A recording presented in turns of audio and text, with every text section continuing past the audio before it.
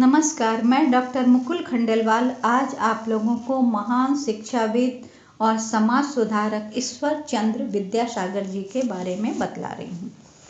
ईश्वर चंद्र विद्यासागर जी का जन्म 26 सितंबर 1820 को कलकत्ता से 20 मील दूर पश्चिम में स्थित वीर सिंह गांव में हुआ था। कितने ही दिन जीविका की चिंता में भूखे प्यासे इधर उधर कलकत्ता की सड़कों पर घूमते हुए उनके पिता ठाकुर प्रसाद जी को किसी प्रकार से 2 रुपए माहवार की नौकरी मिली तो उनके घर में उत्सव जैसी खुशी छा गई। उनकी प्रारंभिक शिक्षा गांव की पाठशाला में हुई। परिश्रम पूर्वक उन्होंने सारी कक्षाएं यथा समय बड़े अच्छे अंकों से प्रथम श्रेणी में पास कर ली। अब आगे की पढ़ाई कलकत्ता में ही संभव थी, जो परिवार के वश की बात न थी। ठाकुर दास जी के मन में ईश्वर चंद्र को आगे पढ़ाने की बड़ी कसक थी। वे जिन महानुभाव श्री जग दुर्लभ सिंह के यहाँ काम करते थे, वे बड़े सज्जन व्यक्ति थे। ठाकुर दास ने अपनी ईमानदारी और परिश्रम से उनकी प्रसन्नता भी प्राप्त कर ली थी। एक दिन उन्होंने अपनी इच्छा अपने मालिक के सामने प्रकट की और कहा कि मैं अपने पुत्र को आगे पढ़ाना चाहता हूँ। आप इस संबंध में मेरी कुछ सहायता करें। इसके बदले में आप मुझसे अतिरिक्त काम भी ले सकते हैं। श्री जग दुर्लभ सिंह ने ठाकुर दास में पुत्र की प्रगति के लिए एक सच्चे पिता की पीड़ा देखी तो एक सज्जन पुरुष के नाते उन्होंने उनकी सहायता करने का वचन दे दिया। श्री ठाकुर दास जी तुरंत गांव आए और ईश्वर चंद्र को साथ लेकर कलकत्ता चल दिए। 20 मील की दूरी थी और सवारी का कोई साधन भी नहीं था। उस समय ईश्वर चंद्र की अवस्था 8 वर्ष की थी। उस बच्चे के लिए इतनी लंबी यात्रा कठिन थी, परंतु ले जाना भी जरूरी था। अतः श्री ठाकुर दास जी ने ईश्वर चंद्र का मन लगाने के लिए उनसे रास्ते भर शिक्षा की उपयोगिता, उसकी प्रगति आदि के बात में बात करते रहे। मार्ग में चलते समय उन्हें उत्साहित करने के लिए वे मील के पत्थरों पर लिखे अंक दिखलाकर यह भी कहते चले कि अब हम लोगों ने इतना रास्ता तय कर लिया है, अब कलकत्ता केवल इतनी मील दूर है। ईश्वर चंद्र पिता की बातों को बड़े ध्यान से सुनते रहे और मील के पत्थरों पर लिखे अंग्रेजी अंकों को देखते और हृदयंगम करते चले गए। इस प्रकार वार्तालाप करते हुए वे कलकत्ता पहुंचे और वहां श्री जग दुर्लभ सिंह के यहाँ ईश्वर चंद्र को ले गए। श्री जग दुर्लभ सिंह ने बच्चे की योग्यता परखने के लिए उन्हें अंग्रेजी अंकों का एक छोटा सा बिल जोड़ने को दिया। ईश्वर चंद्र ने उसे जोड़कर दिखला दिया। अंग्रेजी के अंकों को जोड़ देने से उनके पिता ठाकुर दास जी भी बड़े आश्चर्यचकित हो गए। उन्होंने ईश्वर चंद्र से पूछा कि क्या गांव की पाठशाला में तुम्हें अंग्रेजी की गिनती भी पढ़ाई गई है? इस पर ईश्वर चंद्र ने कहा, अंग्रेजी के अंक उसे पाठशाला में नहीं सिखाए गए हैं, बल्कि उसे मैंने रास्ते में मील के पत्थरों से सीखा है। ठाकुर दास जी को बच्चे की ग्रहणशीलता और बौद्धिक क्षमता पर बड़ा हर्ष हुआ और उन्होंने समझ लिया कि बच्चे पर किया गया कोई भी प्रयास व्यर्थ नहीं जाएगा। ठाकुर दास जी ने ईश्वर चंद्र को कलकत्ते के संस्कृत कॉलेज में प्रवेश दिलवा दिया ताकि वे भारतीयता से विमुख न हों। ईश्वर चंद्र के लिए संस्कृत एक नई भाषा थी, किंतु उन्होंने साहस और परिश्रम पूर्वक उसे पढ़ना शुरू किया और अपने अथक परिश्रम से उसमें भिड़ गए। उनके परिश्रम का फल यह हुआ कि उन्होंने कॉलेज की परीक्षाएं 6-6 माह में ही उत्तम श्रेणी में पास कर ली और 19 वर्ष की अल्पावस्था तक वे कॉलेज के सर्वोत्तम विद्यार्थी बन गए। इतना ही नहीं, उन्होंने व्याकरण, साहित्य, अलंकार, स्मृति, तर्क, वेदांत आदि विषयों में पारंगति भी प्राप्त कर ली। उनकी स्मृति इतनी तेज थी कि वे जिस श्लोक, पद अथवा प्रकरण को 1-2 बार पढ़ लेते, उन्हें वे स्मरण हो जाते थे। संस्कृत की लिखी इनकी गद्य तथा पद्य की रचनाएं इतनी शुद्ध और श्रेष्ठ होती थी कि उस समय संबंध में उन्होंने अनेक पुरस्कार और प्रमाण पत्र भी प्राप्त किए।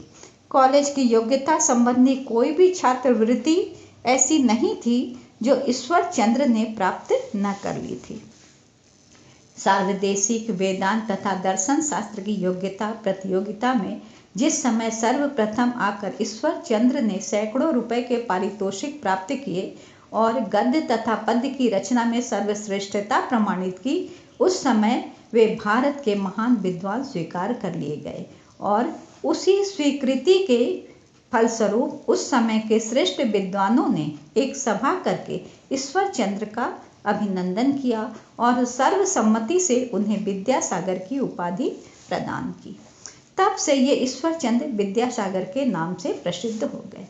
संस्कृत कॉलेज की समग्र शिक्षा आत्मसात कर लेने के पश्चात विद्यासागर जी ने विद्या प्रसार करने का निश्चय किया।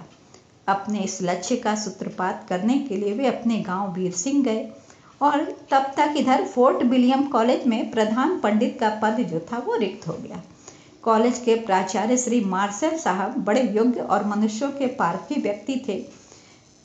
जिस समय वे संस्कृत कॉलेज में प्राचार्य थे उसी समय वे विद्यासागर के गुणों को अच्छी तरह समझ चुके थे, परख चुके थे।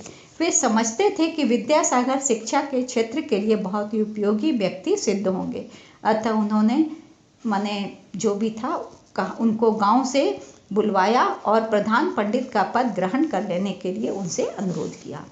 पहले तो विद्यासागर ने इस पद को ग्रहण करने की अनिच्छा प्रकट की और कहा कि मैं नौकरी करके उपार्जित विद्या का उपयोग सीमित नहीं करना चाहता हूँ, मैं स्वतंत्र रहकर समाज में शिक्षा प्रसार करना चाहता हूँ। श्री मार्शल पंडित विद्यासागर जी के विचारों से बहुत प्रभावित हुए और उनके विचारों की सराहना करते हुए उन्होंने उनको समझाया कि बाहर रहकर स्वतंत्र रूप से शिक्षा का प्रसार करना आप जितना आवश्यक समझते हैं उतना ही आवश्यक है शिक्षा संस्थाओं को अच्छे शिक्षक का मिलना। अतः मैं आपसे अनुरोध करता हूँ कि आप प्रधान पंडित का पद स्वीकार कर लें। श्री मार्शल की बातों में उन्हें सच्चाई मालूम हुई और उन्होंने कॉलेज में प्रधान पंडित का पद स्वीकार कर लिया। पद स्वीकारते ही विद्यासागर जी ने सबसे पहला सुधार तो यह किया कि उस विद्यालय में सभी जातियों के लड़कों को शिक्षा की सुविधा मिल गई। पहले कॉलेज में विशिष्ट जातियों के लड़कों को ही प्रवेश देने का नियम था। विद्यासागर जी ने इस संबंध में कॉलेज के शिक्षकों तथा प्रधानों को अपने अभिमत से सहमत किया और उनका बल लेकर सरकार से लिखा पढ़ी शुरू की। सरकार के सहमत हो जाने पर भी जनता का प्रश्न सामने आया। पहले तो इस सुधार पर उच्च वर्गीय जनता में बड़ा विरोध शुरू हुआ, परंतु विद्यासागर अपने दृढ़ निश्चय से विचलित नहीं हुए। उन्होंने विरोध की कोई चिंता नहीं की और अपने पुण्य प्रयत्न में उत्साहपूर्वक लगे रहे। पहले तो उन्होंने समाज के प्रबुद्ध वर्ग पर अपने प्रयत्न प्रारंभ किए और जल्दी ही उन्हें प्रभावित कर सहमत कर लिया। प्रबुद्ध वर्ग के सहमत होते ही जन समुदाय भी उनका अनुकरण करते हुए स्वयं सहमत होने लग गए और जल्द ही शिक्षा संस्थाओं से उक्त प्रतिबंध हटा दिए गए। इस सुधार से श्री विद्यासागर जी का आदर तो बढ़ा ही, वे एक महान समाज सुधारकों की श्रेणी में भी गिने जाने लगे।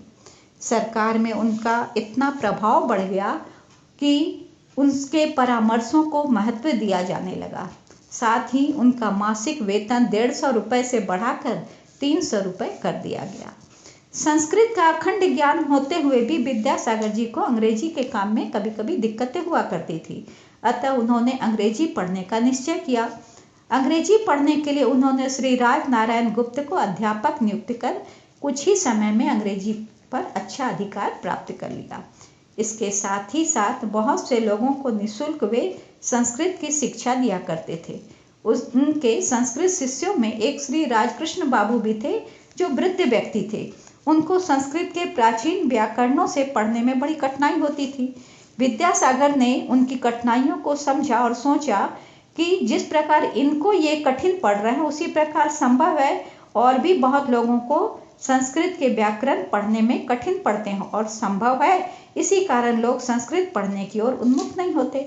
अतः उन्होंने संस्कृत के एक सरल और नवीन शैली के व्याकरण की आवश्यकता अनुभव की और 1 वर्ष के घोर परिश्रम के पश्चात उन्होंने उपक्रमणिका नाम से संस्कृत का एक सरल सुबोध और नवीन शैली का व्याकरण लिख डाला। जिन दिनों Vidyasagar ji fort William college में कार्यरत थे उन्हीं दिनों नए गवर्नर जनरल लॉर्ड हार्डिंग वहां कॉलेज का निरीक्षण करने आए। विद्यासागर जी से बातचीत कर लॉर्ड हार्डिंग बहुत प्रभावित हुए और उन्होंने समझ लिया कि वे बंगाल के एक विशेष व्यक्तित्व तथा समाज सेवा के सक्रिय कार्यकर्ता के गुण रखने वाले प्रमुख विद्वान हैं। विद्यासागर जी ने भी उनसे माने निडर होकर सरकारी नीति की आलोचना करते हुए कहा कि संस्कृत कॉलेज में पढ़ने वाले विद्यार्थियों को सरकार की ओर से कोई महत्व नहीं दिया जाता और सरकार को चाहिए कि संस्कृत पढ़े लिखे व्यक्तियों को भी वही मान्यता प्रदान की जाए जो मान्यता अन्य कॉलेज में शिक्षा प्राप्त व्यक्तियों को प्रदान की जाती है।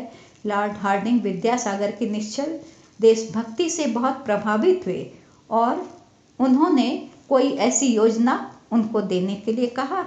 विद्यासागर जी ने तुरंत इस सत्कार्य को किया और 5-6 महीने के घोर परिश्रम के पश्चात 101 बंगाल स्कूल खोले जाने की सांगोपांग योजना बनाकर लॉर्ड हार्डिंग को दे दी, जिसमें यह नियम रखा गया कि इस नवारंभ स्कूलों में संस्कृत कॉलेज के पढ़े व्यक्ति ही शिक्षक के स्थान पर नियुक्त किए जा सकेंगे। लॉर्ड हार्डिंग ने उनकी योजना को देखकर बहुत प्रभावित हुए और उसको ज्यों का त्यों स्वीकार कर लिया और उसे कार्यान्वित करने का भार भी विद्यासागर जी को ही सौंप दिया।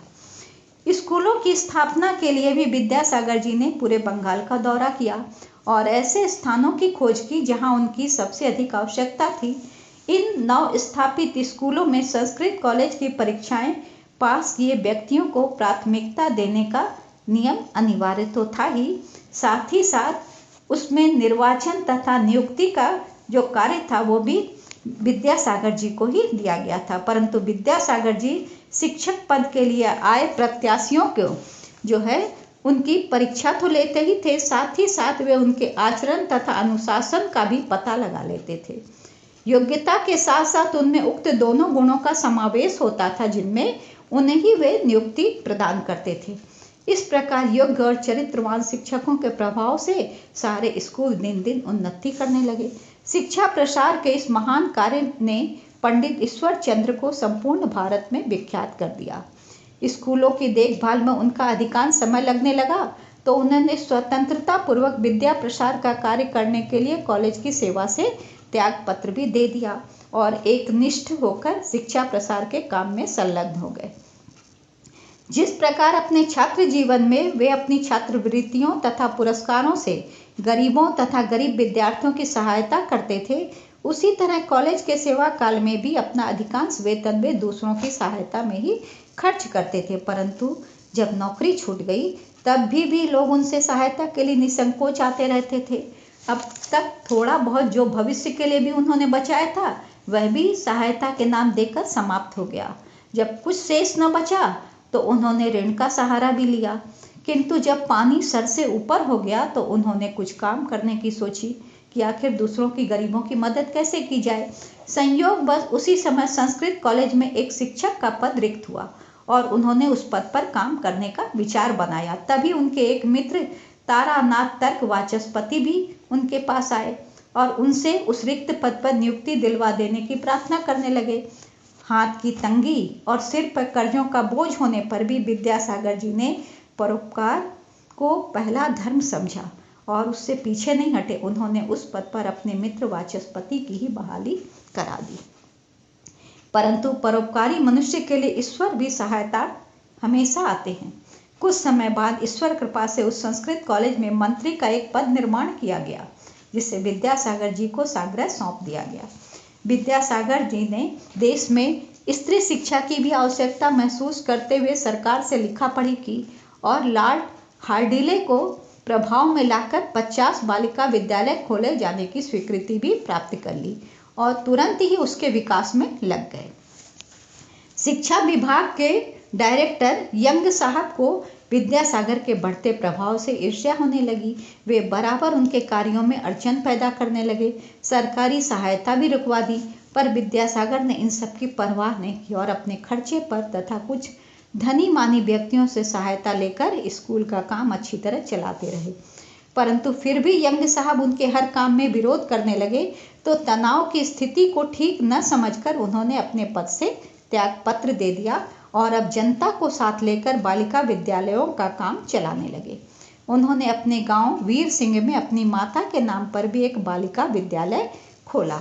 विद्यासागर जी के अथक प्रयास से वह विद्यालय हाई स्कूल में भी परिवर्तित हो गया।